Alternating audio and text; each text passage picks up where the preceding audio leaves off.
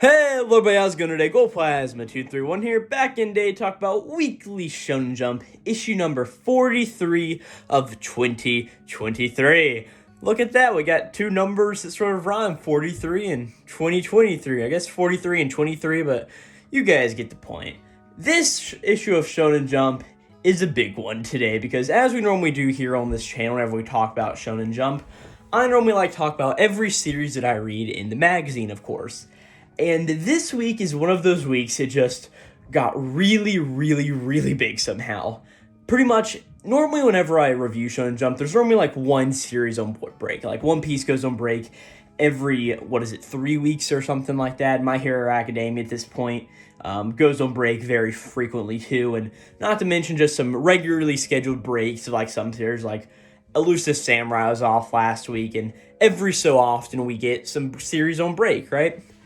But also difference here is, of course, that there are a bunch of new series going on right now. Of course, we've had new series for the past 3 weeks with MamaYuyu, Kagurabachi, and then today, of course, we are going to be starting talking about Two on Ice. And just a quick spoiler here, if you don't quite know how these videos are going, currently it is like January 11th of 2024 whenever I'm recording this, and these chapters all came out at the very tail end of September, so slowly but surely we're catching up. So we've only got about a 3 and 2 week difference between, or like a 14-week difference in between when these chapters usually came out and now, but that is still a big enough difference to where it sort of matters in a way. But of course, being with that, Two on Ice is a series that, as I'm going to talk about it, I've dropped it in 3 chapters, right? Like, I have not continued to read it past 3 chapters. I'm still going to do a brief summary here in this video, but not talk about it for too long.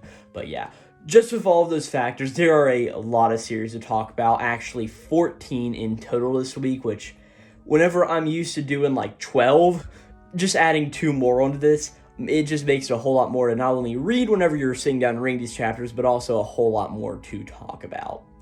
And of course, at the very end of this video, I will go through and rank all these chapters from what I thought was the best chapter of the week to what I thought was the worst chapter of the week, and every single other ranking in between there. So what I thought my best series was, and what I thought the worst series was, and second best, and if you want to know what the 7th best was, just wait till the end of the video.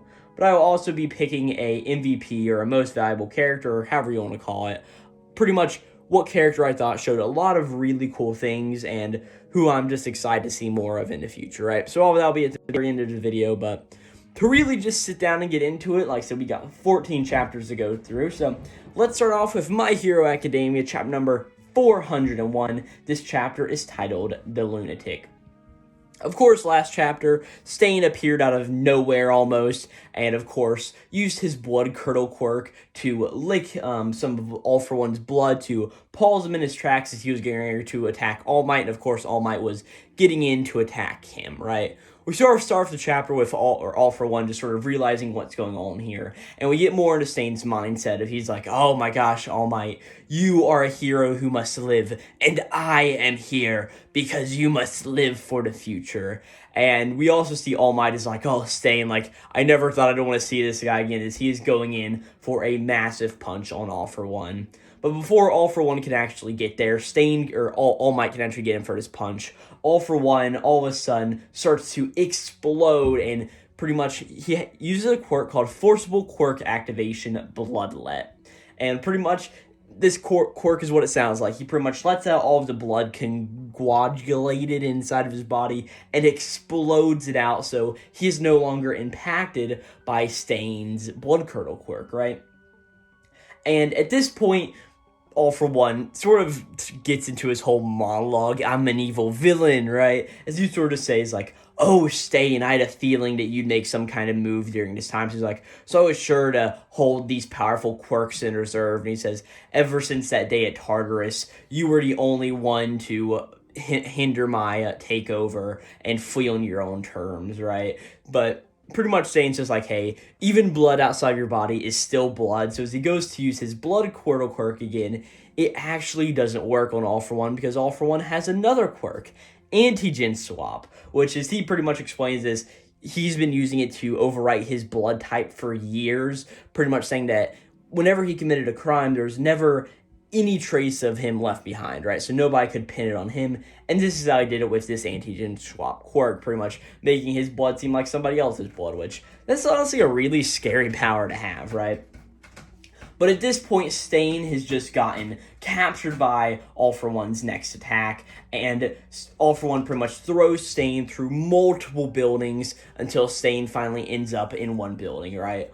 All Might sort of sees this and is like, oh no, Stain. But All For One sort of is quicker to the punch as he gets up and goes and sees Stain, who is sort of laying in a crater of a building that All For One threw him to. And pretty much All For One just says like, hey Stain, I'm going to be taking your blood portal quirk now. So as he goes over, he just goes and pretty much just kills All For One, or not All For One, kills Stain, right? All For One kills Stain. That's what I'm trying to say.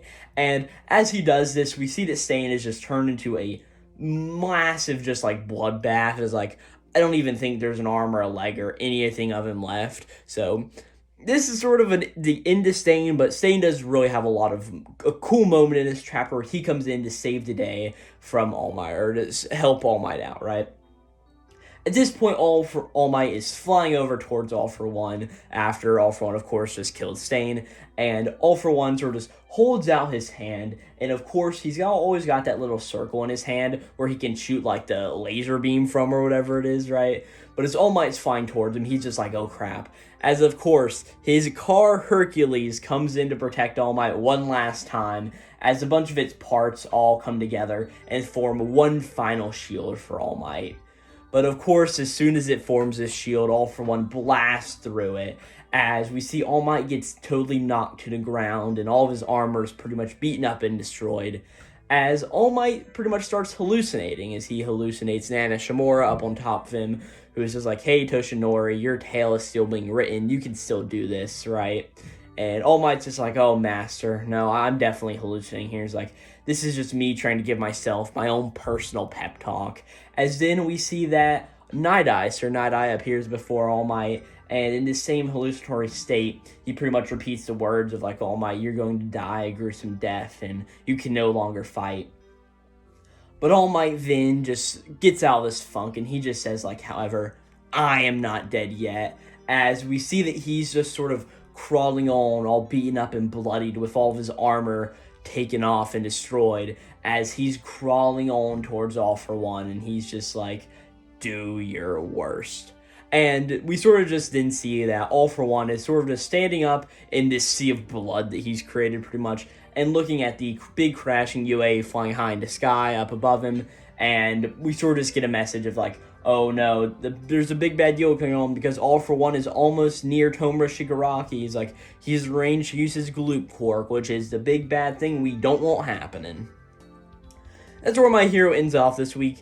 I really love the scene with Stain at the beginning, sort of showing Stain, and of course, as much as you may not like All For One, he definitely outplays Stain here, and it could just be the anime manga thing of, oh hey, let me just make this power so that his power doesn't work, but either way, I find it really cool, and of course, All Might's declaration at the end of the page is like, I'm not dead yet, and you do your worst to me that you can do, AFO. It's just a really awesome moment, I think. Now, with that, we're going to hop over to One Piece chapter number 193. This chapter is titled Luffy vs. Kizaru. I'll give you one guess to what happens in this chapter.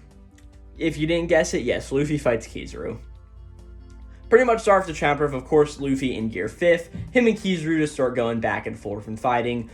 While they're fighting, we eventually cut over into a part of Egghead Island where Atlas is with a lot of the other core cast. We see Chopper's there, Nami's there, Usopp's there, and a bunch of the other people, and also Atlas and Vegapunk are there. Those are the main two here. We pretty much see that Atlas is getting ready to go on some unknown mission, but Vegapunk insists that Atlas take him with her. Or I don't know if Atlas is a girl. I don't remember. They need to go together on whatever this is going, right? As this is also going on, we cut over to the building where Frankie is with Lilith, and they're all pretty much talking about it. And a big part of this is, hey, where is Julie Bonnie right now? Like, where on Egghead is she? We eventually go to the main city part of Egghead where all the Marines are sort of walking around and not being able to sort of do their job. And they're also sort of saying like, hey, Bonnie is somewhere in this area. She will tweak your age, so everybody be on the lookout, as we see that Bonnie has tweaked the ages of a lot of people on the island.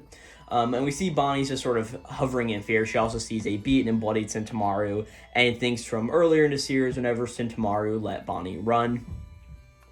We eventually cut over into the Labo phase itself, as another fight is going on. This is the fight between, of course, Rob Lucci and Zoro. They have a little bit of a conversation, and Zoro's just like, hey, Lucci, if this is the best you can do, I wouldn't expect you to get a thing from fighting our captain, right? Because you're obviously not going to beat him, because you're not going to beat me. Pretty much just showing, like, Zoro's big ego there, right? But Lucci's just like, hey, we'll see. He's like, but even so, if I beat you, still having the number 2 of a Yonko ship is worth more than just killing a captain, right? Like, taking down Zoro is also a really big deal. We then come back over to the fight with Kizaru and Luffy, as they just keep going back and forth. Luffy throws Kizaru out towards the sea. Kizaru sort of diverts his path as he's getting close to the water, and uses a move called Yakikani's Sacred Jewel, which pretty much in essence duplicates Kizaru. Luffy has a hard time trying to fight all of these guys, and gets to a lot of funny Gear 5th antics, because, of course, he's just like a Toontown character now. Like, it's pretty fun, right? But Luffy takes care of all of these guys, but he's like, oh no, where's the real one? As we see, the real one is actually down dealing with everybody there in the Labo phase, of course, where Nami, Usopp, and everybody is. But we see, of course, that Vegapunk and Atlas aren't there anymore because they hopped in the Vegatank Model 8, which is pretty much just like a ball with 2 wheels coming off of each side of it, and it's running up. Who's his face? Vegapunk has a moment where he's like, hey Bonnie, I'm coming to save you, right? As Luffy looks down all this, he's like, oh no, what's going on? And as he goes down to try to beat up Kizaru some more, Kizaru fires off a laser at him, and it sort of gets in Luffy's eyes, and he sort of processes it that way, as we see that it pretty much goes in through Luffy's mouth and of course escapes through his eyes and ears. It's actually a pretty funny visual to think about it. But we see where the Vegatank 8 is actually going with Atlas and Vegapunk. It is climbing up the entire part, or no, it is going down from the actual Labo phase into the Fabrio phase, I think is what it's called, of Egghead. And pretty much as you're down there, Atlas puts out in a declaration pretty much saying to like, hey, attention all pacifistas, Vegapunk has new orders. Wipe out all Navy sailors on this island. And as Atlas says that, we see that all the pacifistas sort of hear this and register in this command. But we also see J. Garcia Saturn, who is obviously still on the Navy ship, as we end off the chapter with an image of him sort of looking out like, oh no, right? This is a fine chapter of One Piece in my opinion. Of course, I'm not the biggest One Piece fan when it comes to just sort of the series in general. This is a very complicated chapter, and it is really cool to see Luffy fight off against Kizaru and sort of see how they're both besting each other, but how Kizaru sort of just outsmarts Luffy at a point. I do like it, and of course seeing more Gear 5th Luffy is always really fun, because you just can't say it's not fun. But of course we get the big twist at the end of the chapter of, okay, all the pacifistas may be attacking the Navy now. I mean, that is a very big deal by One Piece standards, so yeah. And with that, on to Undead Unluck, chapter number 176. This chapter is titled, That's the Whole Reason. And hey, that's just the whole reason.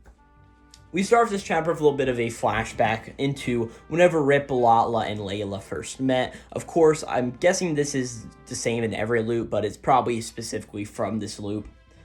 We then cut back over to where Fuko was apparently explaining the whole situation to Rip, and Rip was sort of just looking back on the past, sort of spacing out while Fuko was telling him all of this.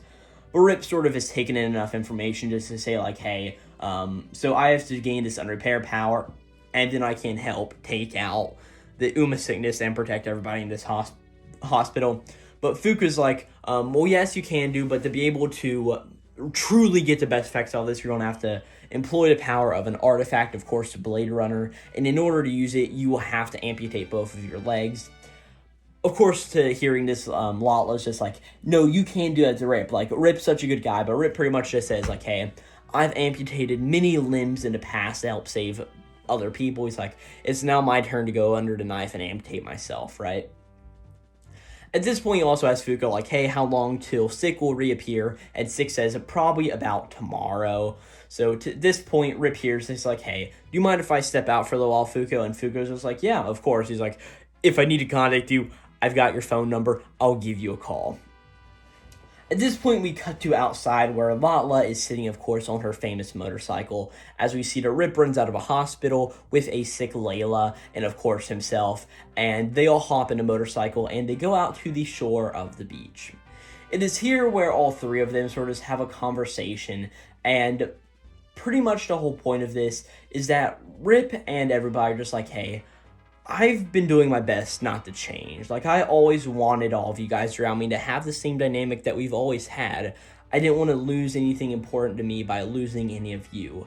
As pretty much we just get a few images of seeing everybody outside, or seeing a flashback to where the three of them were all always together and they even were in a play together. And Rip was sort of such a charismatic man whenever he was putting, I guess they're trying to recreate a Cinderella play, and whenever Rip was putting one of the glass slippers on Latla, or Layla, he calls over Latla and puts one on her too, right? Just showing how much, like, how good of friends the three of them are all together. As, pretty much the narration just says, like, hey, we've always been together, and I always thought that would be the case. He says Latla would always go overboard, and I would always get beat, and Layla would always come to stop her. And we'd all come to a peaceful resolution, and we all laugh. And he's like, and that's how we've all lived up until now. As they pretty much get done playing in the water, and they come back out and just lay on the beach, as Rip just sort of starts up a new declaration, as he just says, like, hey, they're not going to get away with it. They can be an Uma or they can be a god. It doesn't matter. I am going to save everything that I hold dear. And he says, that is the whole reason I became a doctor. As all of a sudden we see, cut back to Fuko, who is now just called Rip up on his phone and say, like, hey Rip, it's time. Sick is on the move, he's back here. And we see that they are already heading back anyway, but we see as Rip is talking to her, he's like, alright, I'll be back in 5. And he then looks down to Latla and is like, hey Latla, this will be my final operation. Will it be a success? And of course Latla says, it will succeed. I guarantee it. As we also see that Rip is sort of marking off with a permanent marker on his leg where he's going to amputate his own leg. This is a really fun chapter, I think. Well, it's not my favorite. Like, I do really like Rip. The ending moment is probably the best in the chapter, as we sort of just get Rip's declaration of, hey, I'm going to screw over whoever this god is that wants to kill everybody. But then he also says, like, hey, reinforcing the idea that, like, he believes in Latla. He's like, hey, Latla, so my final operation will be a success. And her just affirmation. It's just really nice to see, and everything else in the middle of the chapter, I'm not the biggest fan of, but it is very necessary to get through Rip's character in this arc across, so I can't really be mad at it at all. Now on to a series that I probably could be mad about if I really, really, really, really cared. The Ichinose Family Deadly Sins, Chapter 42. This chapter is titled Shiori's Memories. Of course, we start off the chapter with Tsubasa in the hospital waiting room, like, what's going on? Why am I having this dream again? When did it start again? As he thinks back to, like, alright, me and Soda were going back to Tokyo, and all of a sudden we went to my house, but it wasn't my house anymore. Like, what's going on here? And he thinks, like, and the tea that I drank before we got back into town, it tasted really weird. And it's like the tea I drank before the accident. And all of a sudden, as he's thinking all of this, Soda comes up behind him and sort of reinforces what Tsubasa's thinking. It's like, hey, we're all inside of a dream. We probably got drugged at some point, and while we were on our way home, he's like, everyone else must be asleep too. He's like, but one of them is also pretending to have amnesia. Like, what's going on here?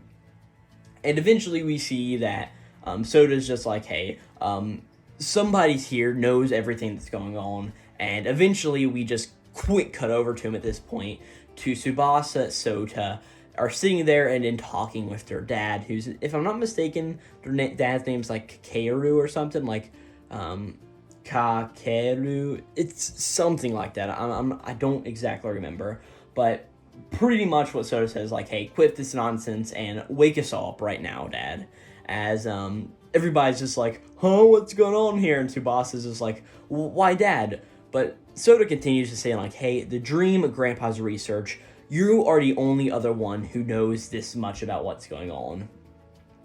As pretty much as you're talking, I'm going to skip few lines here because it's honestly not that important. And pretty much the dad just says like, hey, well, if you guys want to wake up, you guys can wake up whenever you want to. But he says, all it will take is the will to actually wake up from the dream. But he looks down to all the other family members back behind him and he says, but it doesn't seem like all of them back there are interested in doing that. As he says, none of them want to wake up and live a real family life. And he says, this is the ideal family situation that everybody here wants. And he says, I just want my family to be happy. So he says, so if they don't want to suffer, then I want to make that dream come true to them.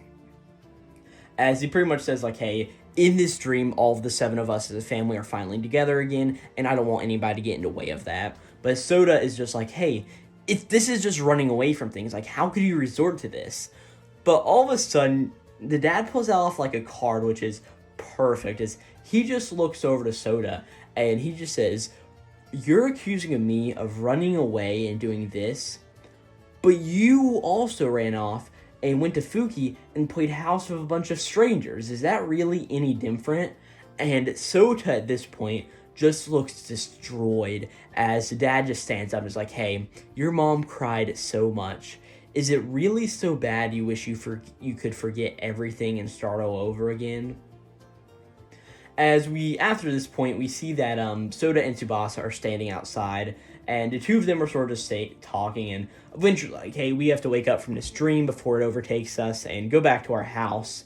And pretty much they're just like, oh, hey, we've got to make this situation totally better.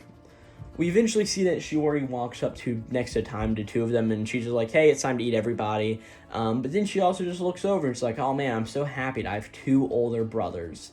And at this point in the chapter, we sort of do a hard cut over to Shiori's idea of most of this, as we see that Shiori's whole mantra is like, hey, if only I could forget everything and just start over again.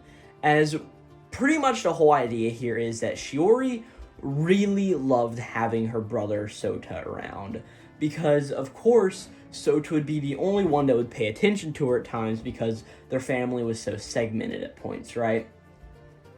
And we see a certain image to where Sota, this is like, hey, Shiori, come on with me. We can go out and do something. As she just thinks like, hey, So was always looking out for me, and I always thought he would. But then there's the big image of Sota just leaving the house after the family destroyed his camera. But Shiori just thinks like, hey, if I could forget everything and start over again, enjoy being able to chat with my entire family, if I could actually be paid attention to, not be worried about everything going on or being missing when I got lost. He's like, but more than that, she looks down to where Sota is whenever Sota's camera got destroyed, and we pretty much get the idea that she wants to protect Sota, and how she's going to do it is in this dream. She's going to try to help out Sota as much as she can, even if it means forgetting everything. I do like the beginning of the chapter where sort of Sota and Tsubasa just call out the dad on like everything he's doing wrong. And then the ending part of Shiori is, it's okay. It's not really my favorite thing, but we'll see where it goes next chapter.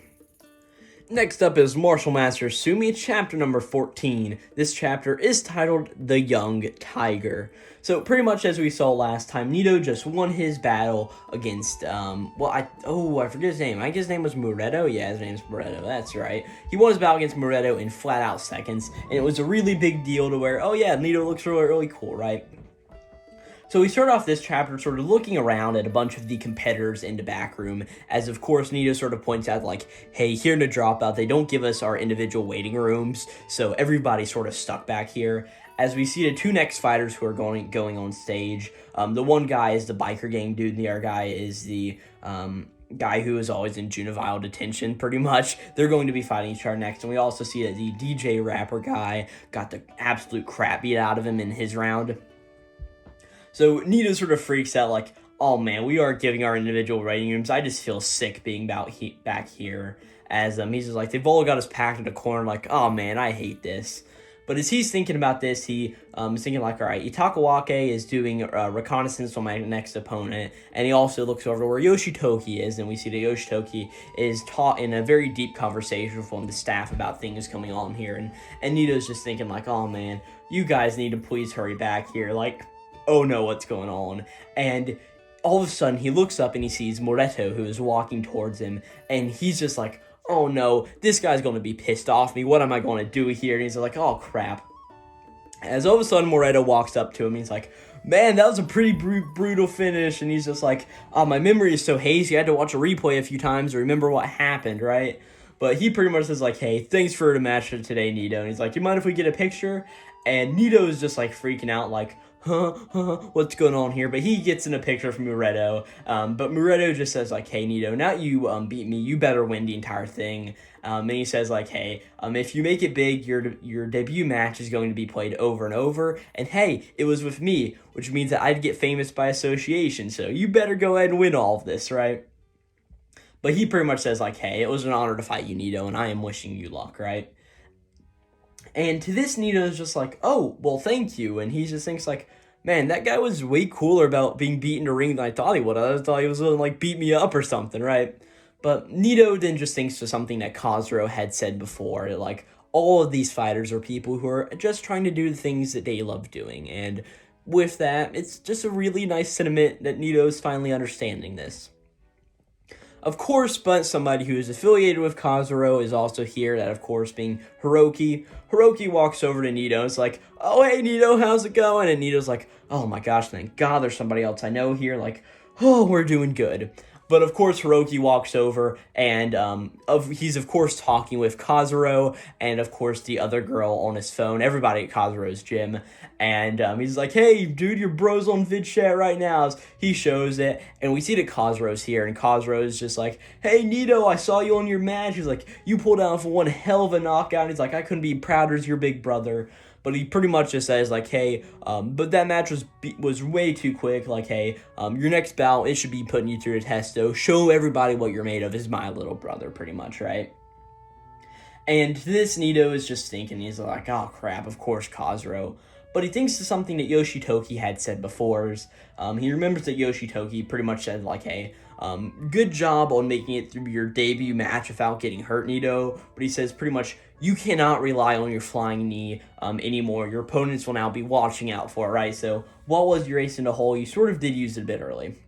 And he says, like, hey, your next bout is going to really test what you can do, as he's pretty much just, like, goes through and is like, hey, 3 fights in one day is a really big deal. It's like, if I sense that you're getting into danger at all, I'm just going to stop you. And Nito's like, okay, sounds good. But to this, Yoshitoki eventually just turns around and says, hey, Nito, but one more thing. Congratulations on your first victory.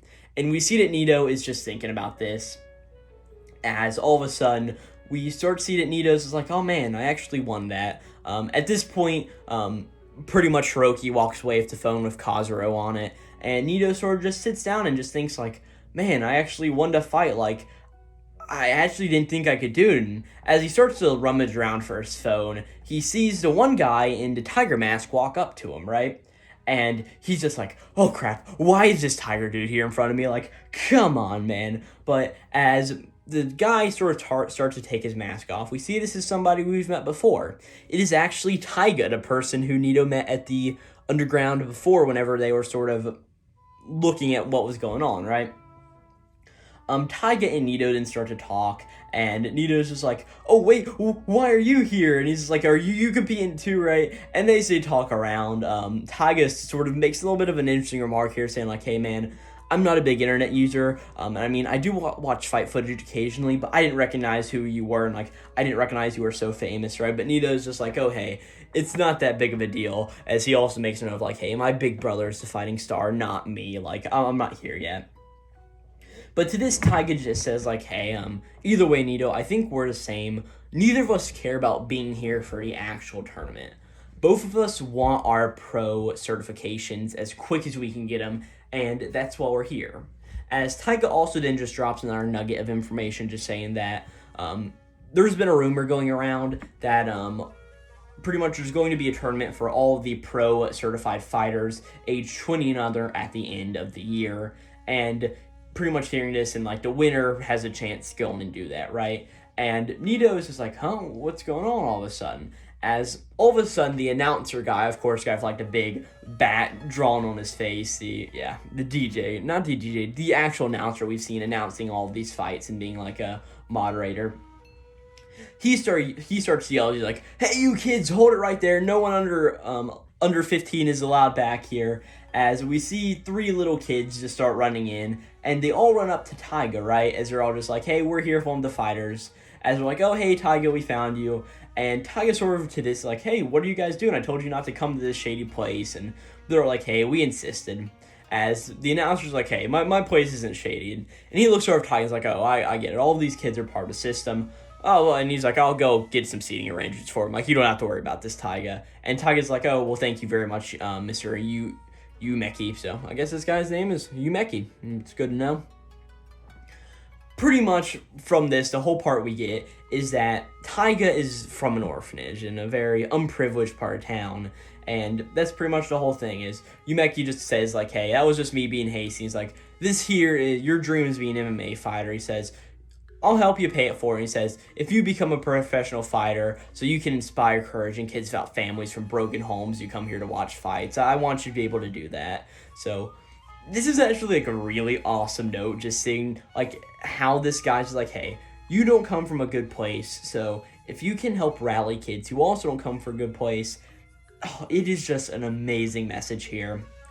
Pretty much Nito just thinks like, man, he comes from an orphanage. How could I not be in his corner? And he also just thinks like, hey, if the two of us were going to end up being in a fight, it would be in the very finals. He's like, how could I bear to win in that case when we are both so close to our dreams and we both have reasons for doing it? At this point, we see the match between the biker gang guy and the juvenile delinquent guy has also just started, or has just finished, I should say, with the biker gang guy winning. And this Tiger's like, oh, well, see you later, Nito. I have to go. I'm glad we did talk. And he says, good luck to both of us. And Nito's is like, oh, yeah, well, I guess he'll be facing Hiroki next, so I honestly don't know who to cheer for. We start off with the fight between Taiga and Hiroki, as I'm not going to get too hardcore into fighting here. Pretty much, the two of them fight. Taiga knocks Hiroki on the ground and puts him in a back choke, and ends the match as Hiroki sort of gets out very fast.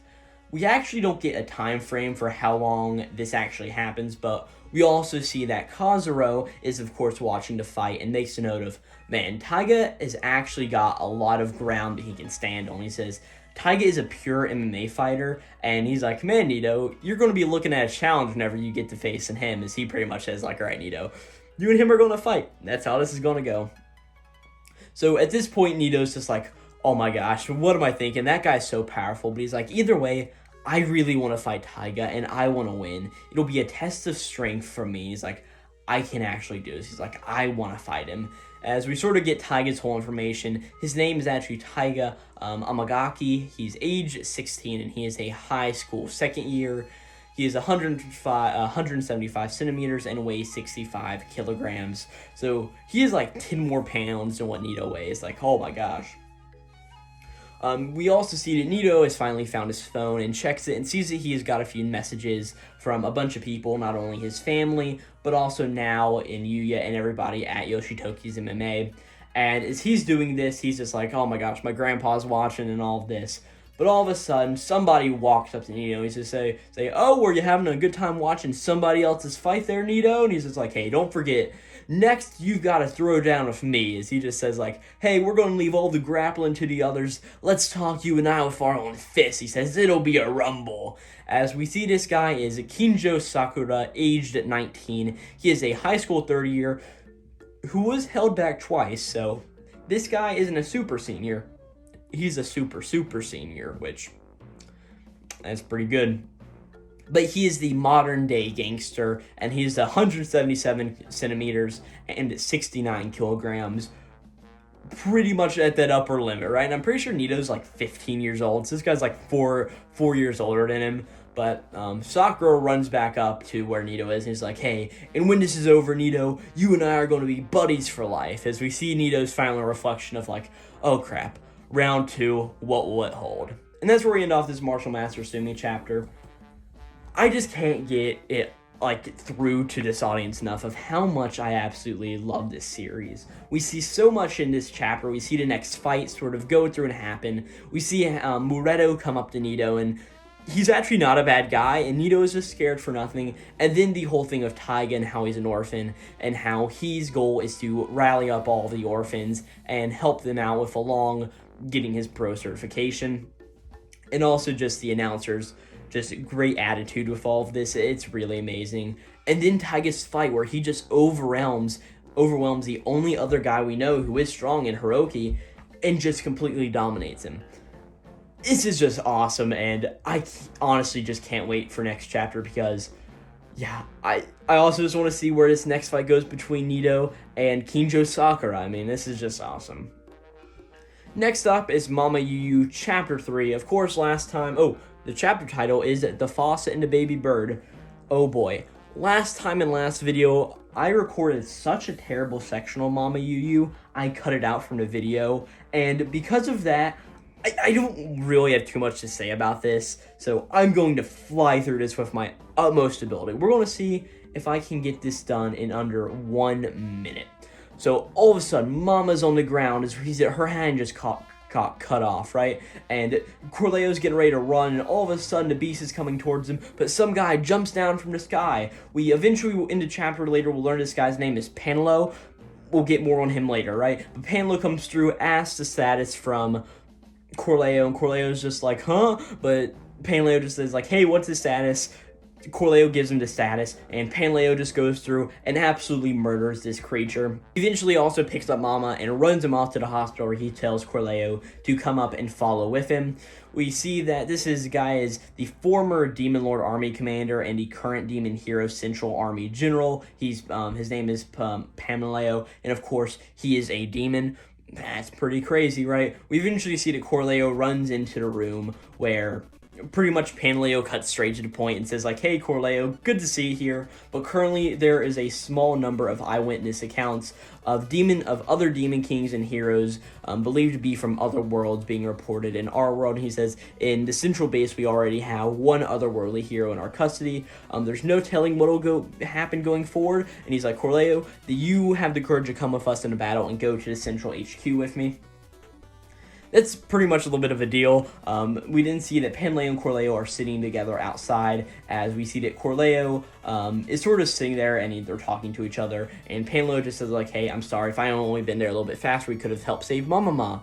Oh boy, look at that. And all of a sudden, Corleo just starts crying, just like, hey, there are a lot of people out there trying to call me hero, and I'm grateful, but I tried to run away back there, and it's just, what can I do to get stronger? And Panleo just says like, hey, you were in a tough spot and we were forced to think really fast, so you'd come up with a lot of several opportunities that you could have done. He's like, but the answer was actually quite simple. He's like, you needed to defeat that monster and then take Lady Mama to the hospital, and that's all there was to it. He's like, but hey, if you need to get stronger, come to Central with us. And he just says like, hey, I'm going to be leaving from the station at 7 a.m. tomorrow. And he's like, if you want to come meet me there, you're welcome to, but you don't have to. At this point, we cut over to where Corleo and Mama sort of just have a little discussion. We pretty much learned that Mama was romantically interested in Hollow, the previous hero, and then Hollow died, and she found Corleo, and Mama just sees a lot of Corleo, or a lot of Hollow in Corleo. And that's sort of just big deal. Corleo makes a declaration of, hey, I want to get a lot stronger, and at the end of the chapter, we sort of just see that as Corleo runs up to where Panleo is at the, train station, pretty much Panleo just says like, hey, tell me, Corleo, who are you, right? And Corleo says that I am the hero. And during this we also get a little bit of a narration just saying like, oh, the words heroes and demon lord and the world now once again holds two who bear the demon hero moniker, but it's like, oh, but sort of, as we see that the demon hero era has come to its end and the world is starting to move into a new era, and that turbulent era would be later called by a new name of MamaYuyu, Demons Heroes. This was a chapter.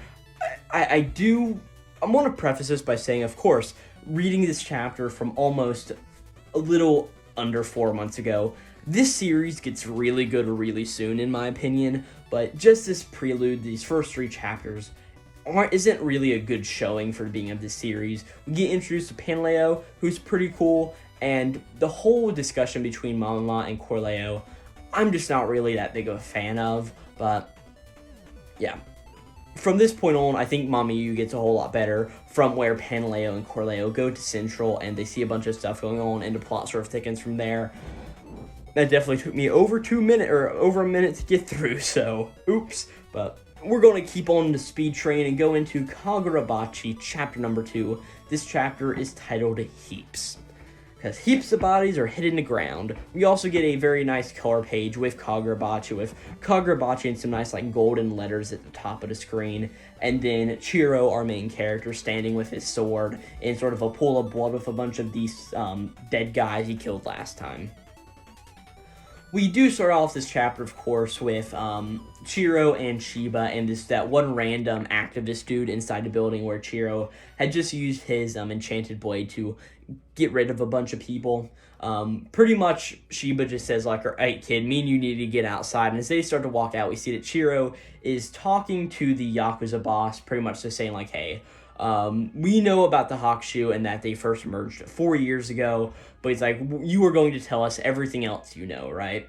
The Yakuza guy is just like, hey, what's up with you guys? Why do you want this information? But pretty much Shiro's like threatening him, holding the blade up to his neck. He's like, hey, you will tell me everything you know about the Hakushu. And eventually the Yakuza boss is like, okay, the Hakushu. And as he starts to say it, all of a sudden he can't get the words out as his face starts to morph and change, as all of a sudden those same tree root power things start to bloom out of his body and pretty much get rid of him. And at this point, Shiba and the guy who they're walking outside see this, and Shiba uses a bit of his sorcery, I guess, seems like a teleportation ability, to transport him and this other kid outside, right?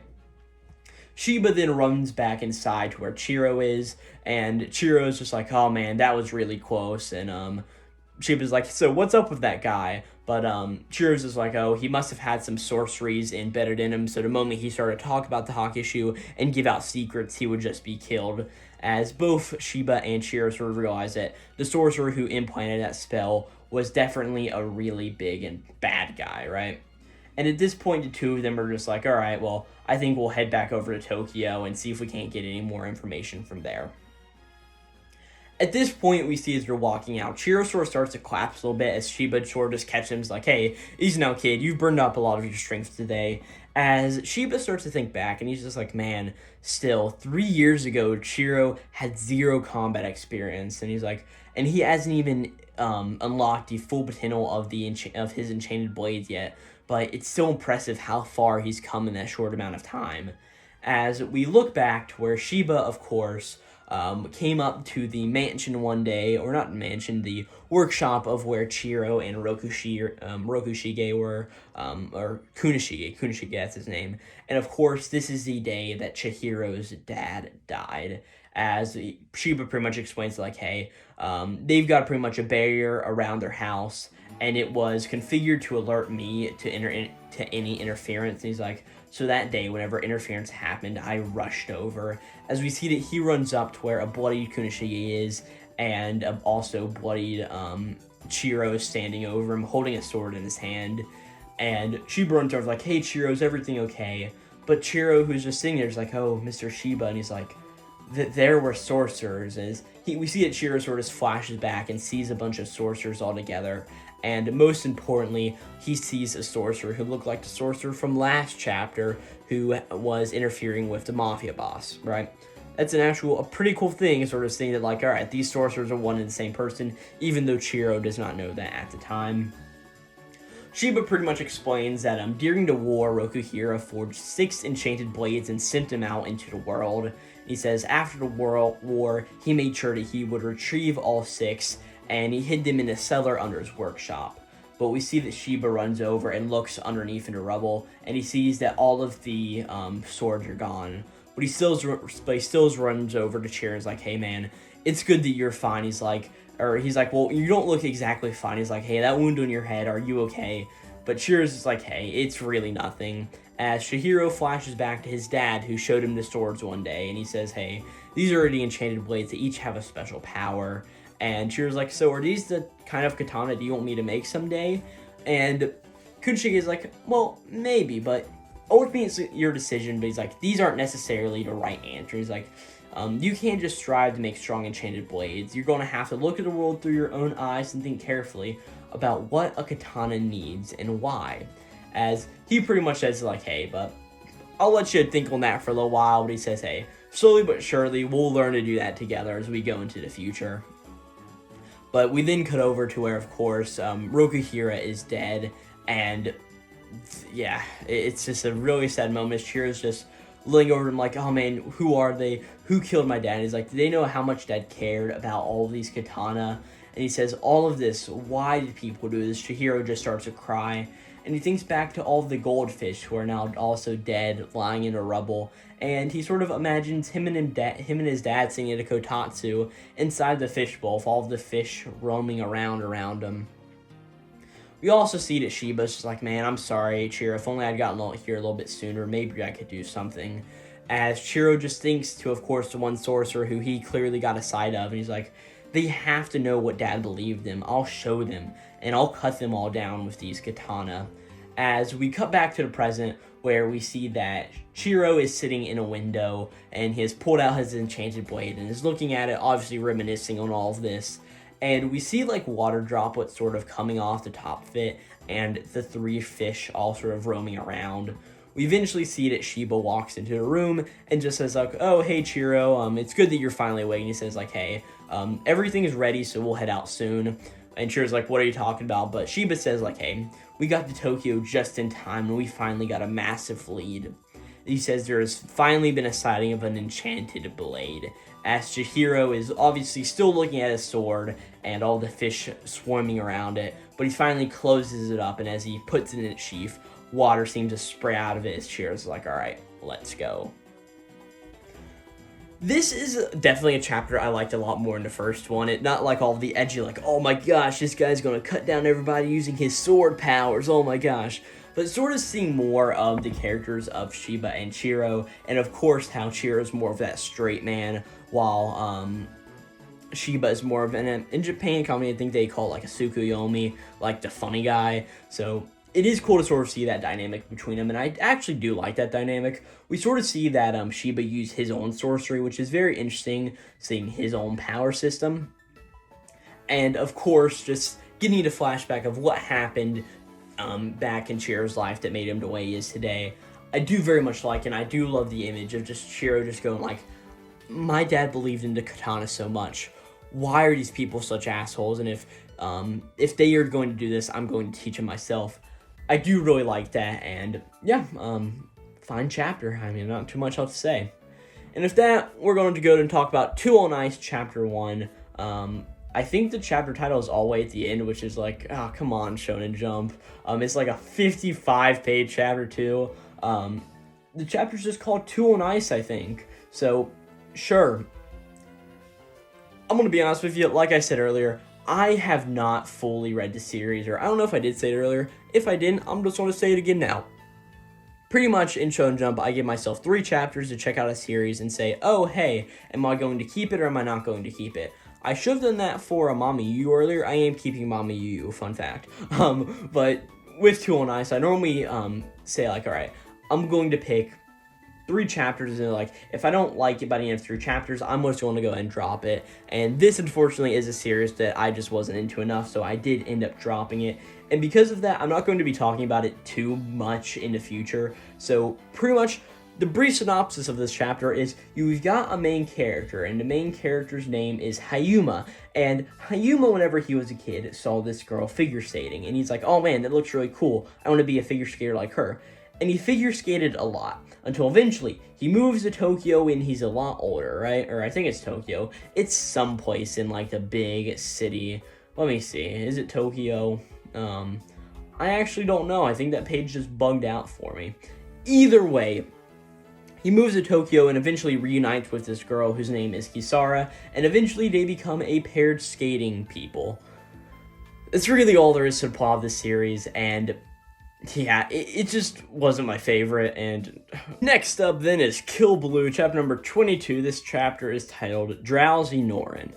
And with what happens in this chapter, this is a bad chapter name in my opinion, because there's a really awesome moment that happens later in this chapter, but to focus it on Norin is a little annoying in my opinion, but we'll get there whenever we get there. But we do start off with Norin, as we sort of see that she is rolling around, almost waking up, because of course the whole big deal was, of course, oh no, Kazuma hypnotized Norin to sort of have the idea of whenever she wakes up, she's going to fall in love with the first person she sees. So, oh no, Norin can't wake up and see anybody.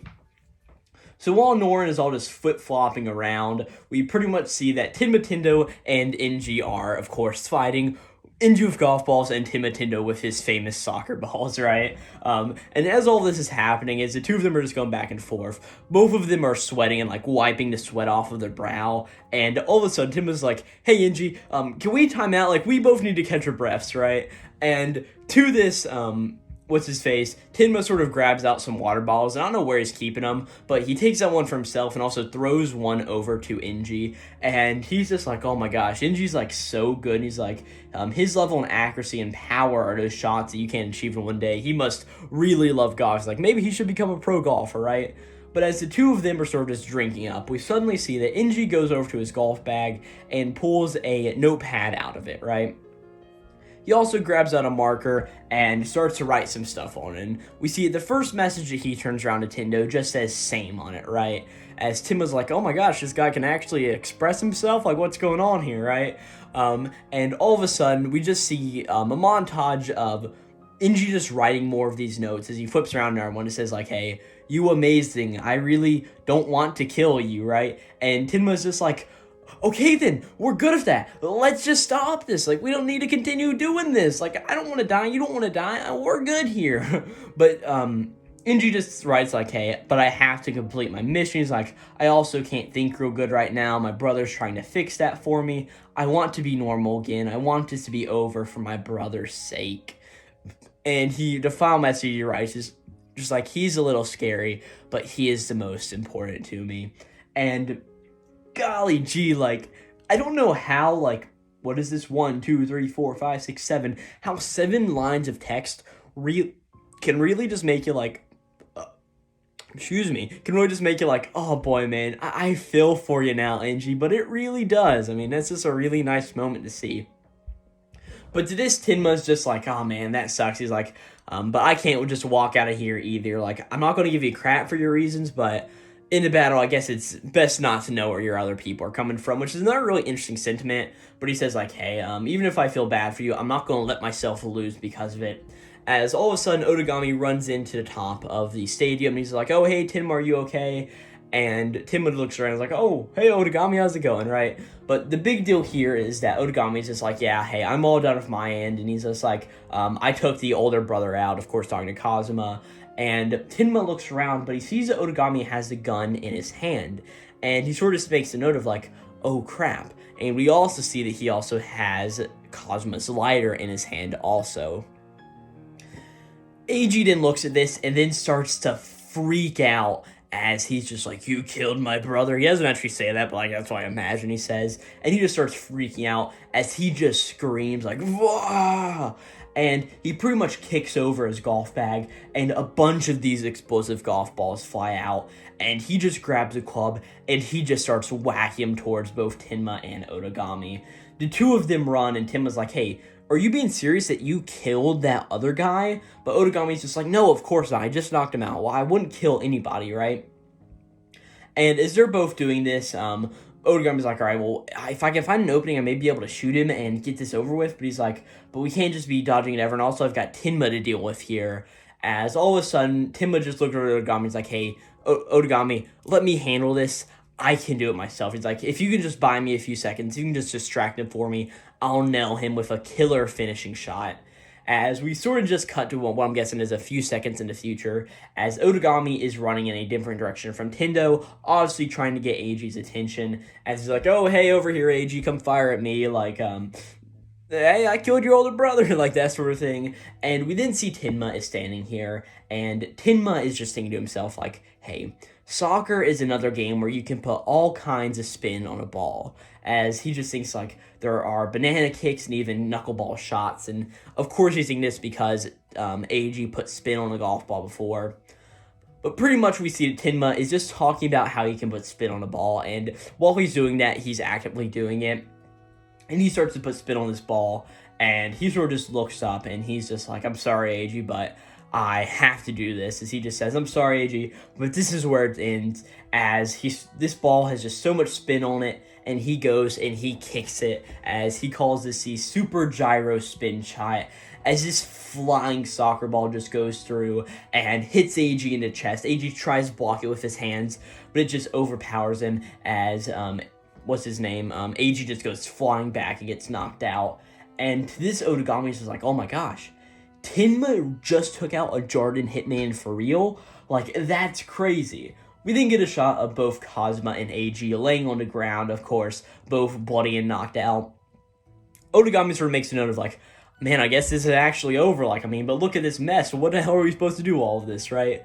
But Tenma's just like, hey, Otagami, I got a lot of questions for you, man, like, who are these guys, and please don't pretend that you don't know, because I know you know something, right? And Otagami's freaking out, of course. Neck Oda, the guy in his ear, is just like, man, this is going to be really tough to explain away. But at this point, as they're both singing, we see that somebody from behind was like, oh, good morning, Otagami, is that you? As we see that Norin has gotten up, and of course, the first person that she has seen is Otagami. And because of that, oh, look at that, Norin now likes Otagami. Sure, I'll give it to you. I don't really like the ending note of this chapter, but I really love the middle part of it. I love seeing AG as a character, and how Tenma sort of comes to the idea of like, man, like, I guess in a battle you're really not supposed to know your other people's reasons, because that makes you want to root for more. I mean, this is even something we saw earlier with Marshal Master Asumi, where like, now that Nito knows Taiga's whole goal, he's like, how could I possibly want to beat him now?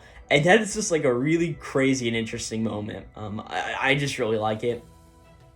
And then just seeing Tenma use his ultimate like super gyro spin shot thing to take out AG, that's just awesome. As you probably know from this channel, Tenma Tendo is genuinely one of my favorite characters in manga that I've seen in a long time. So just seeing him get to look cool, I just think's really cool. And the whole Otagami Norin thing will be hopefully seen next week, so oh boy, look at that.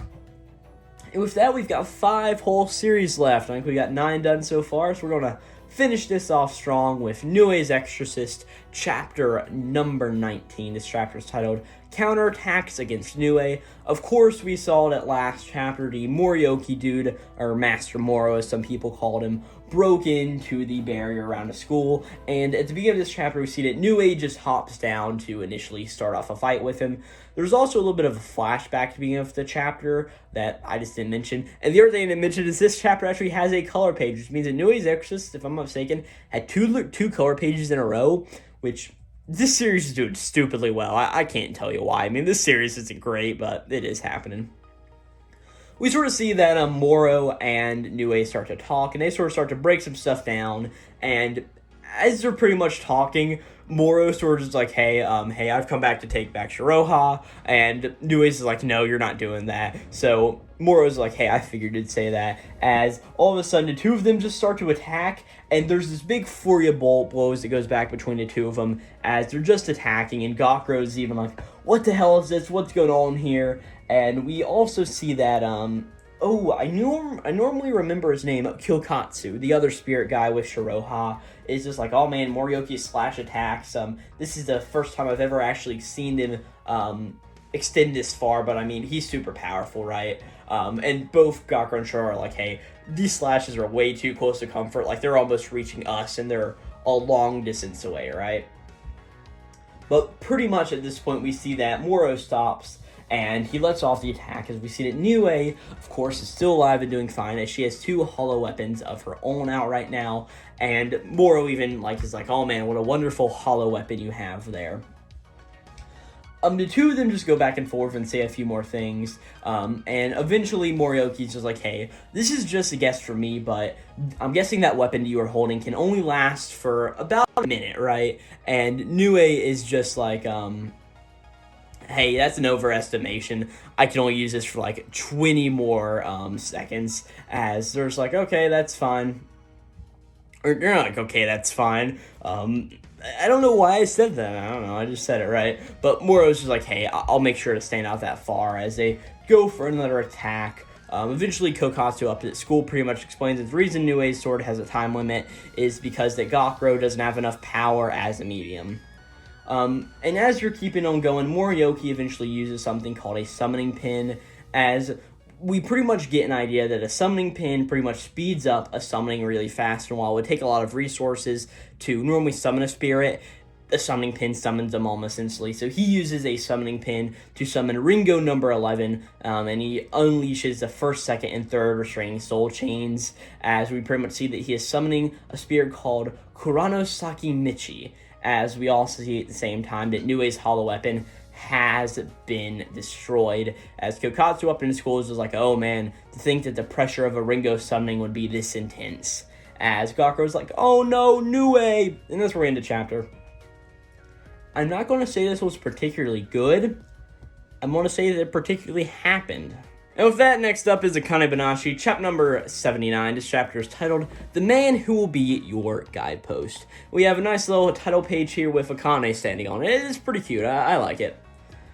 We start this chapter with Kurashi walking into the Rakugo Federation place, where both Asuka and Akane are, because of course, at the end of the last chapter we saw on Karashi's phone that they both called him over to see them and sort of like, hey, we got some interesting news to tell you, right?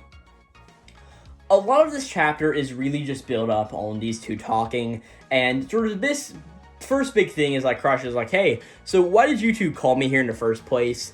And to that, they're pretty much just like, well, here's the thing, like, me, Asuka, like, I am Asuka Konjakute, and it has been decided that I will be promoted to the rank of Futatsume, as we pretty much see that he brings it up, and him and Akane are both, like, all really goofy about it, and Kurashi just is like, okay, why do I really care about this? So they do a little bit of things. They're just like making fun of Kurashi, as all of a sudden one of the other people here in this Rakugo cafe sort of like, oh hey Akane, heads up, you're almost on. So Akane sort of walks off and she trips a little bit, as Kurashi's like, oh hey you klutz, right? But we see this is because that Akane has been training with Master Urara and her other disciple, I forget her other apprentice. Disciple is not quite the right word there, but okay, as we pretty much see that she has been learning the idea of how to do some dance, some interpretive dance sort of thing, right? So she's a little tired from that. We eventually see that Akane is on stage doing Hirakugo, and Kurashi is looking on her, and we see the other guy, which I honestly don't know if he has a name, but I'm just going to call him the other guy, because I honestly don't remember. But the other guy's just like, man, hey, isn't Akane so good? Almost everybody that performs here now is just saying that they love whenever Akane goes before them, because she's such a great crowd warmer, right? And Kurashi's like, oh, you don't say then, how? And, or you don't say so, like, okay. But other guy just continues saying, like, hey, the buzz around her selection round performance last month has been very positive. It's like, she's learned so much, and she's able to be more soft and flexible on stage, and there's, like, not to mention she's rapidly expanding her repertoire, as the other guy's just like, she seems like she's going to have a really big breakout moment soon, right? As Kurashi just sort of thinks back to the whole performance where, of course, Akane and Hikaru went up in whatever that arc thing was called, as he just says under his breath, well, you should have won then, Akane. And the other guy is like, oh, what are you doing? What are you saying? But Kurt's like, oh, I'm just talking to myself. As he sort of just leaves. And that's sort of last we see of him for a little bit of a second. We then see that Akane is playing a taiko drum as Asuka walks up. It's like, oh, I know you knew how to play the taiko drum now, too. But Akane's like, oh, yes, I'm still practicing on it. It's a little tough, though. And what's his face? Asuka. I just said his name. I don't know why I forgot that, but Asuka's just like, oh, well, you're good enough already for a lot of things. It just says, dances, taiko drums, explaining your repertoire. Akane, you're really gunning for that Futatsume rank, are you? And of course, we see what the Futatsume promotion list requires. You need to know 50 Rakugo stories. You need to be able to do Kodan storytelling, which is, of course, what Kurashi performed last time. You need to be able to do song and dance and also taiko drums. And I do love this little moment as he's just like, man, you're really gunning for that Futatsume rank. And he sort of grabs out his sign that says that he's getting promoted to Futatsume. He's like, just like me! It's honestly one of my favorite jokes in manga this week. I mean, it is hilarious. But to this, Akane is just like, well, but of course I know you know what the problem is. And Asuka's like, oh yeah. And he's like, I see what you mean. The main thing stopping you from moving up to Futatsume is getting a recommendation from one of the Arakawa Arch 4. As he pretty much thinks about all of the Arch 4, and of course one of them is Shiguma Arakawa. And of course Shiguma can't recommend his own pupil. Ikin is also one of the Arakawa Arch 4, but Akane lost the selection round, so she can't get that recommendation. And also there's Master Zencho, and for some reason Zencho just hates everything Shiguma related, and so he doesn't like Akane, so he's not going to give Akane a recommendation. So pretty much Asuka and Akane come to the idea of like, oh, so the only person Akane can get a recommendation from is the youngest member to gain a position amongst the Arch 4, Taizen Arakawa, also known as the Furious. The two of them just talk a little bit more, and Asuka was just like, well, here's the thing about Taizen. He's a lone wolf, so you really won't get anything by just waiting for him. You have to go out and seek for him yourself. And they also talk about the Rinsaikai tournament, but of course, every year the Arakawa Arch 4 sort of go in a rotation, and of course Taizen was the year before, and then this year was Ikin, so Taizen won't be around for about another 3 years, so that is a little bit of a big deal, right? So Asuka is like, well, in that case you may just have to wait a while, but Akane's like, but I can't. I want to become Futatsume as soon as I possibly can, and she just thinks, like, I have people I need to catch up to. I have rivals that I need to beat. As she thinks, of course, about Kaisei, Rokuro, Kurashi, Kaichi, and Hikaru. And, of course, she thinks about, Isho Arakawa. I almost always forget his name. But she thinks about Isho, and she's like, and a wish I want granted by Isho. She just says, I can't stand around jogging in one place. I need to get better. She just says, if an opportunity won't come to me, I'll just seize one on my own. And as the two of them continue talking, Asuka's like, oh, well, I guess now's not the right time, but he pulls out a little piece of paper out of his pocket and hands it over to Akane. He says, like, well, I found this while cleaning out my master's home this morning. He says, I thought you may want to have it. As we see, this is a little poster of a Rakugo event. As Asuka's like, I mean, that's him, right? I know you were asking Master Hasho about him recently. As we see it is Shinta Arakawa, of course, Akane's father. We see another guy on there who may or may not be important for later in a chapter, right? But, who's his face? Asuka was just like, I was kind of shocked, though, that on the same flyer is none other than Master Taizen also. As we see on this flyer is, of course, Taizen Arakawa, Akane's father, Shinta Arakawa, and another guy named Chocho Kanjakute, right?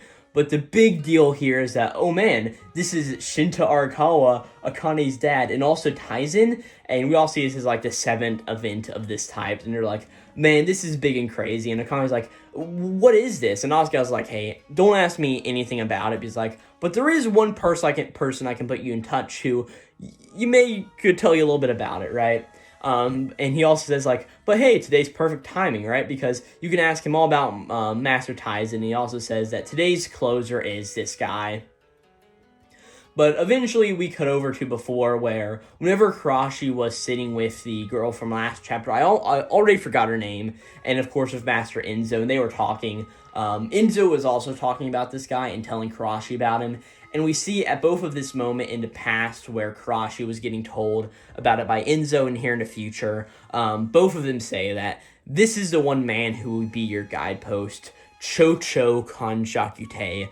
Of course, this is the other guy who's on the poster with Shinta and Taizen, so this Chocho guy is pretty important, and we, of course, know that he is the closer for today's Rakugo event, and we see him obviously seeming walkingly if I could speak, we see Chocho also seemingly walking down a street.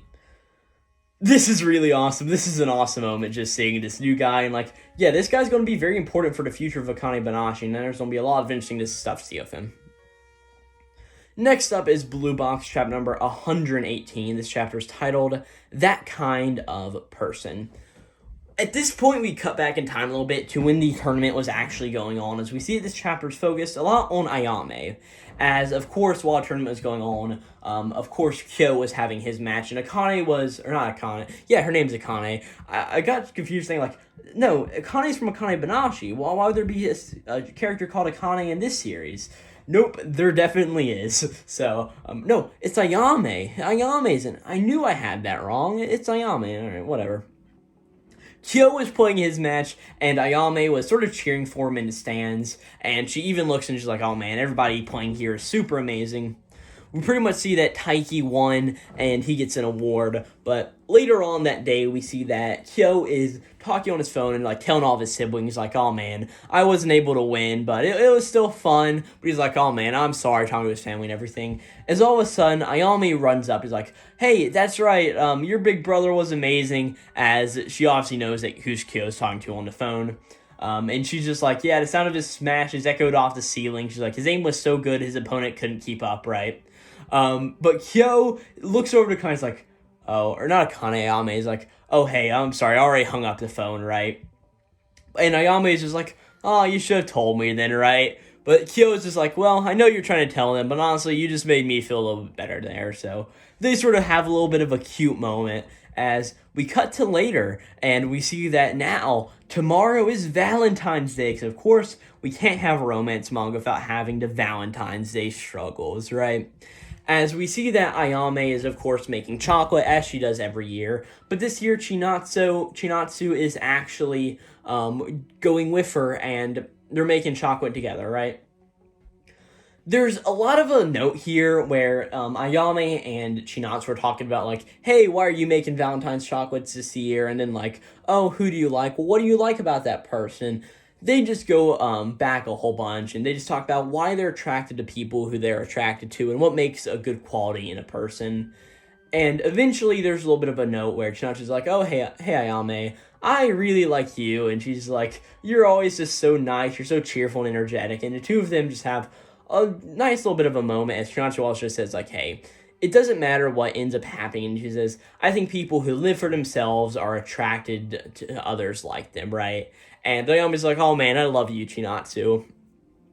At this point, we cut to a little bit later as we see that they get done making chocolate, and Chinatsu's leaving with chocolate in a bag. And both Karin and Ayame are just like, oh hey, take care. And I'm like, oh hey, be sure to give it to the boy you like. Whenever they get inside, Ayame's like, hey, give me your leftovers, see if you have any. I need a few things to give to Haru, right? But Ayame's just like, oh hey, no way, I'm not doing that. As we see that Ayame is just like, well, it's not like I like him, as she obviously is thinking about Kyo, but she's like, plus he's probably, as she also thinks about Kyo and Hina, and how they sort of have a close relationship, as we obviously see that Ayame is like, oh, head over heels for Kyo at this point, as we eventually see that she just, like, screams in her room, and she's like, but hey, it's not like me to worry and fret, and she's like, I can at least give him some of this chocolate. He's like, it's not like it'll kill me at all. And she's like, all this worrying will just kill him instead. She's like, it's not that big of a deal. And he's like, and we eventually see that she just yells out, like, and if he doesn't like me, then he's got no taste at all, right? And of course, Karin hears this and just like, oh boy, what's she up to? In the final panel, or in the final page of the chapter, we see that Chinatsu gets home into the E.M.M.I household, and she's going into the bathroom to wash her hands or something. So she drops off all of the stuff that she had at the bathroom door. Taiki walks downstairs and can't help but just, like, taking a glance over to what Chinatsu put down. And, of course, he sees it's a box of chocolates, and he's like, oh, right, tomorrow's Valentine's Day. Tomorrow I'll be getting chocolates from Chinatsu, oh my goodness. And that's where I end off the chapter. Well, I didn't do a whole lot of talking about this chapter. I really liked most of the things that were brought up here. Sort of just seeing that how Ayame is head over heels for Kyo. It's just really cute to see. And yeah, we're going to see what happens with that next time.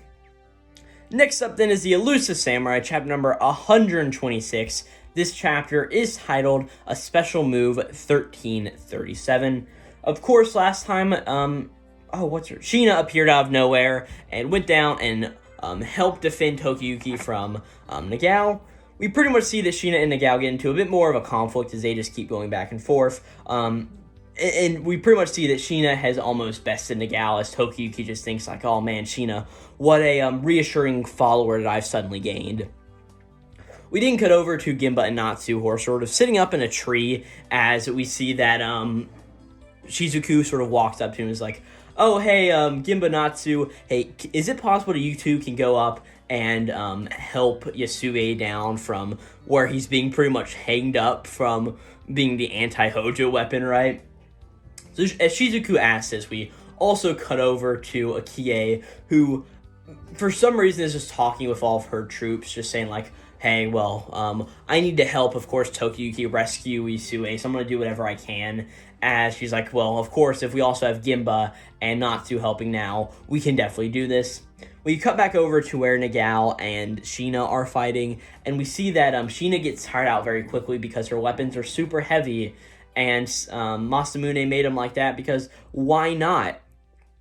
Sure. And of course, Tokiyuki and all of them are up on the steps. They turn around to see Akie and all of her followers carrying her up on a chair, as all of a sudden they're all running up, and Akie pretty much takes out an arrow and fires it into the top of where the post is that is holding up Yasuye.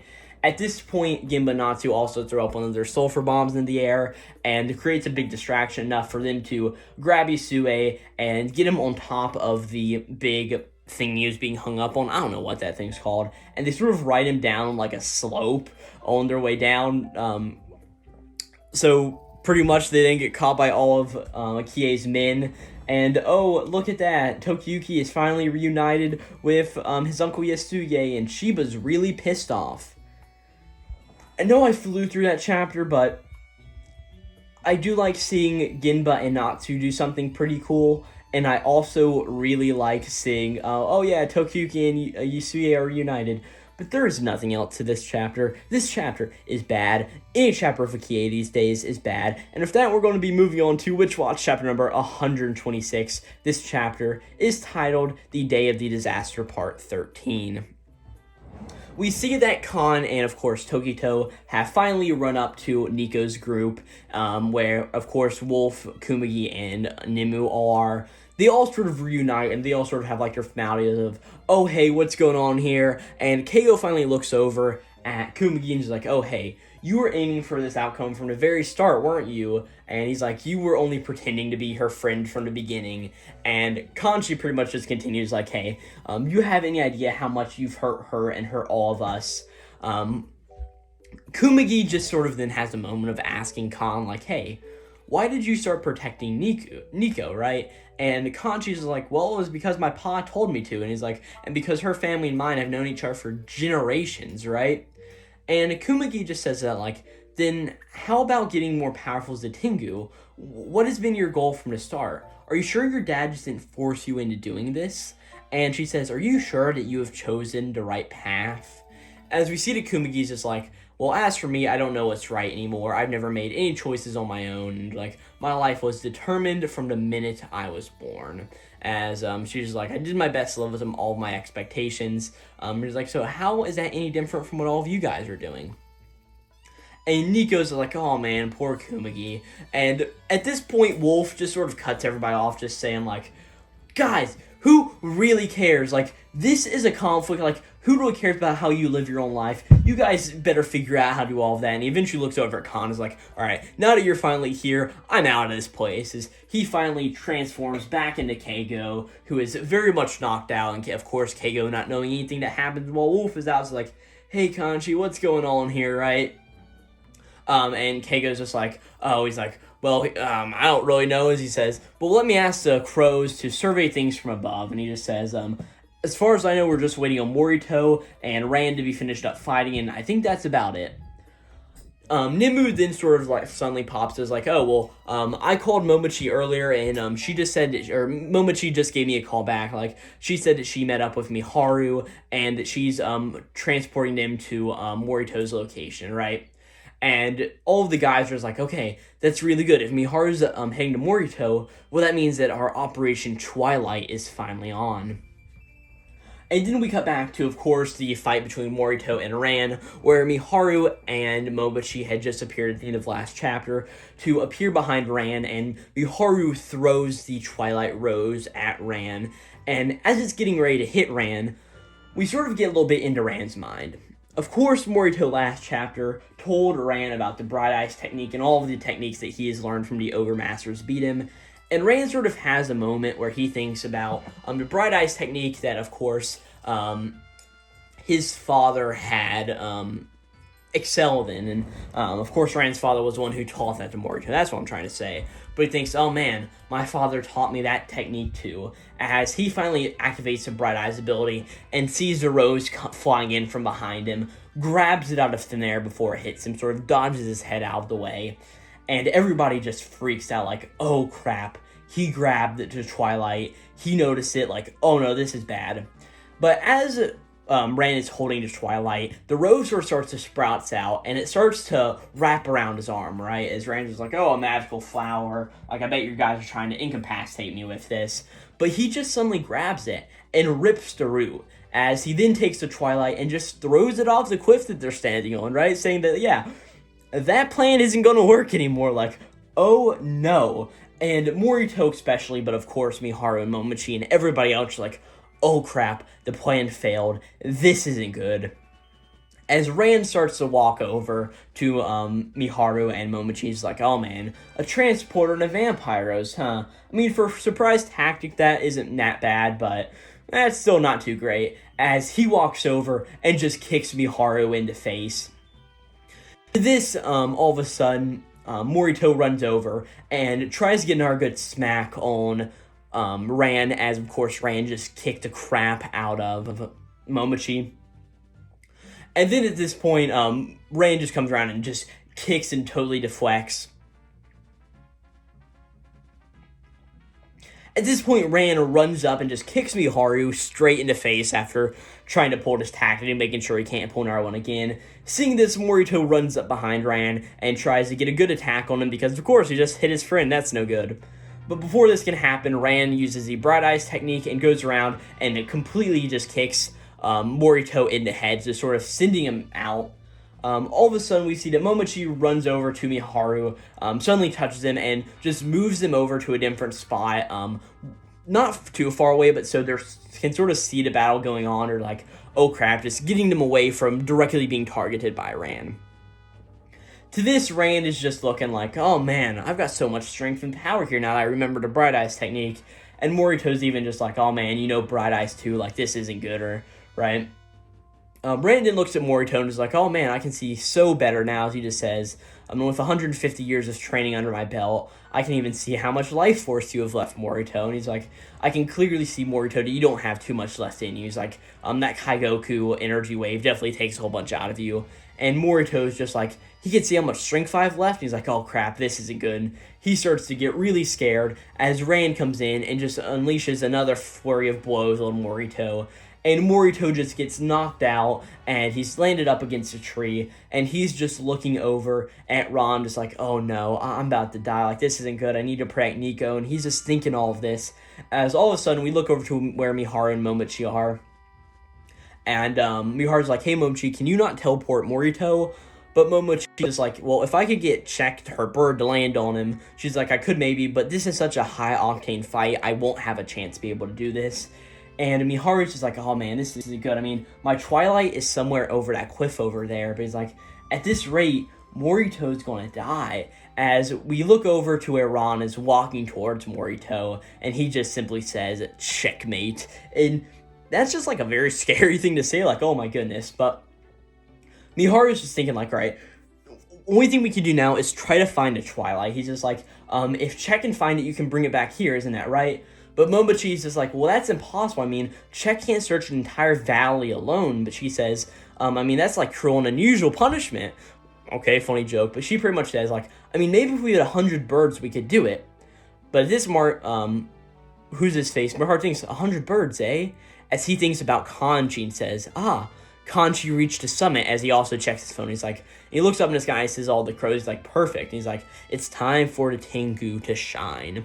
As of course, Kanchi can control birds to find Twilight. That's their new running goal. As we see that Miharu sends Kanchi a message explaining the whole entire thing. And that's where we end this chapter. And with that, this video in most senses of the word. I really love this moment in Witch Watch, sort of showing that, like, okay, maybe the Tengu actually has what it takes. We can see Kanchi actually go through and show some really awesome energy before this final fight here, right? Did that make any sense? I don't think it did. It made sense to me whenever I was saying it. I'm tired. And with that, let's wrap all of this up. So we're talking about what my favorite chapters of the week were and who was my character. My favorite chapter had to be Akane-banashi this week. We saw so many cool things, and we even saw this new character, Chocho, who is supposedly going to be important going forward. And just all the personality wrapped up in this Akane-banashi chapter. It was just so good and so fun. I don't understand how you couldn't go wrong with it. Next up is Kill Baloo. Of course, Tenma Tendo had an awesome moment there. Marshal Master Asumi, in which we saw Taiga and his motivation, and also the dropout announcer being a really good guy also. Followed up by that is Witch Watch, another great chapter. Those were my top 4, and then from here we got Blue Box, My Hero Academia, Kagurabachi, and Undead Unluck. Those were all the chapters that I thought were good and fine for the most part. I definitely also liked Blue Box, My Hero Academia, and Kagurabachi, and Undead Unluck was sort of that in the middle sort of stages, ending it off with One Piece, Ichinose Family, Deadly Sins, 2 on Ice, MamaYuyu, New Age Exorcist, and the Elusive Samurai. Like I said, Elusive Samurai just wasn't good at all. And then with that, my character of the week had to be Tenma Tendo from Kill Baloo.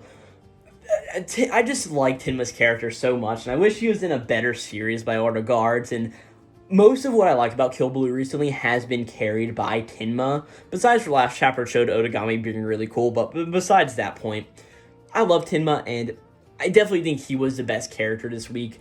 I gave it to Stain last week, so it didn't really make sense for me to do that this week. Rip also had a good moment in Undead Unluck, but it just wasn't really justified in my opinion. I honestly do really like where we learn about Taiga's motivation in Marshal Master Asumi, but I know that he's going to do more stuff in the future, so it's not used to giving to him now. And then I did like Asagao a lot, and Akane in that Akane-banashi chapter, and of course, Ran and Morito and that whole fight in Witch Watch is still great, but I feel like Tenma was the one character I could give it to and be happy giving it to, right? I mean, there's not a whole lot more I can say about that there, because I feel like he was just the most deserving character. And with that, that's this video finally wrapped up. I know this was the long one, and like I said, we had 14 whole chapters to talk about. Next week, we should only have, I think we got like 13 or something, so what is still a whole lot, it's not quite as many as we have been having. But yeah, with that, I really don't have too much up to say. If you did enjoy this video, hope you won't mind subscribing to the channel and helping me out in the future. It's just a simple little button you can click down there, and it really does a lot just to help me out. It doesn't take much effort, that's just what I'm trying to say.